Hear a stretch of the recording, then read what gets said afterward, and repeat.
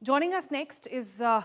S.P. Vaith. He's the former Director General of Police, DGP for Jammu and Kashmir. Thank you so much, Mr. Vaith, for your patience and for your time, for being here on the program today. Again, I saw your post online which said very categorically that you had just landed in the national capital for a short duration. But tell us what that short duration and that exposure to Delhi's air did to you and your family. Good evening, Sonal, and to your viewers. About 20 days back, I had a visit to Delhi. I stayed there for about 2 weeks or 3 weeks in connection with the operation of my wife. My whole family was with me. Uh, I tell you, all of us had bad throat, terrible air breathing, and problems of cough and all that. So since I had come from Jammu and Kashmir, so we generally don't have this problem here. Uh, but Delhi was very bad. It was in the month of later part of October and first 2 weeks of November. Very bad experience. I have been experiencing. I'm old man. I had experienced this many years back also when I was SSP Lay. I'm talking of 93. Yeah, 93. I was SSP Lay, and I had those days there was no flight from Jammu, so I had to land in Delhi from Leh. So when I landed at Delhi, even at that time, eyes were burning, my throat had, but the level of pollution has increased over the years. No doubt about it. So Delhi had this problem. I'm out of my experience. I'm telling you, even in 1993, I had experience of eye burning when I landed from a clean air of Leh.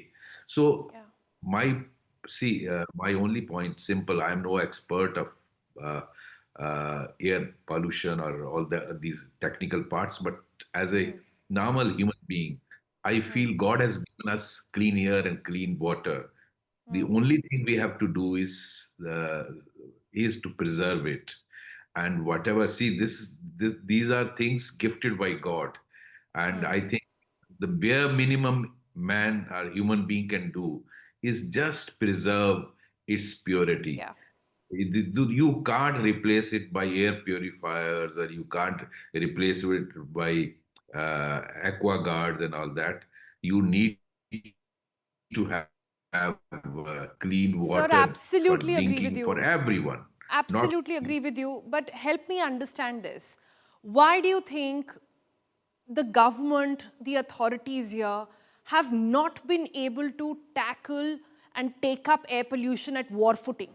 What do you think is stopping them? I'm talking to young people, they're affected. I'm talking to senior people, they are affected. I'm talking to young mothers, they are baffled. They're leaving Delhi. They're saying this is not the life we want for our kids. I'm talking to doctors and they say, I wish I could, open up somebody's lungs and show to the government what is happening to young kids. And, just because of the breathing of this toxic air in the national capital and across North India, in fact. I'm looking at talking to scientists, they're saying 60% of the country's air is bad. And yet here we are. No measures taken, no mention of it, and now we're just even seeing more relaxed norms in Delhi. Why do you think our politicians haven't woken up? I don't know. They also breathe this year, and all parties. It doesn't concern one particular party. It concerns every human being. And what worse than the statement I read of head of the pulmonary department of AIMS. I don't remember doctor's name. He said, as you were mentioning, the lungs of all patients who come to AIMS are so terribly affected. Now, Yeah. what could be more serious than this? It should have actually rung alarm bells. The highest authorities in the government, highest authorities in the judiciary should have woken up and taken whatever action is required. There are experts of everything. There's no dearth of experts in India. It's a multiplicity of agencies, no direct responsibility being fixed on particular agency or particular individual. I think everyone needs to wake up, and this is we don't have to reinvent it. It has been done in other Yeah. parts of the world. China, Yes. so many cities had this problem. Today, China, they London, Mexico very City, there are why lots of examples all yeah. around. And Yes, what better and time than now as well, where we are in sync, where it's the same government across different states, across different union territories as well. So why can't we get together? You know, there is no politics which can be sort of taken as an excuse now for bickering over air pollution. None of that is there. So why can't we solve that problem now? You know, when I asked this question to Kiran Bedi a couple of days ago, she said that back then she did not realize air pollution was such a big issue because she was in Pondicherry. The minute she came back to Delhi, she now realizes, and she has urged the Prime Minister to step in. She said a COVID-like task force should be set up now to ensure that air emergency is tackled across the country. Would you be of the similar belief? I completely agree with Kiran Bedi ma'am, and in fact, I was glad to read today's news that the Principal Secretary to Prime Minister held a meeting with all the secretaries of about 12 departments who were concerned about it. I think it is an emergency. In fact, it should have. This is kind of emergency situation which the day of opening of the Parliament session should have been prioritized because it concerns across party lines. But it It wasn't. concerns every individual from a laborer to the prime minister, from a laborer to the chief justice of India. Everyone is breathing same air.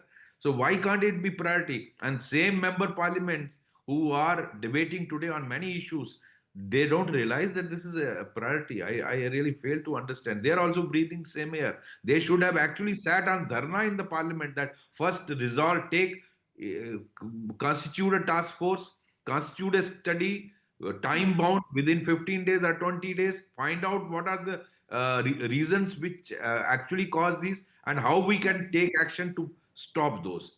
I think this Yeah. should have been an emergency, and not only in Delhi, there are many cities Across North across India. India which Sir, are I have affected. last few minutes, so I have to ask you this. Another sort of comment that Dr. Kiran Bedi made was that she, in fact, in a desperate note, has written now a post to say that all air purifiers from government offices should be removed. She's saying it's only then, when they get out of their clean air bubble, that's the only time they will get down to taking some action on this. I wanted to know your comments on it. Absolutely. See, we are all sitting in our air conditioned rooms in offices. I have AC office, I have AC room, so why should I bother? Think of crowds of people on the street breathing the polluted air.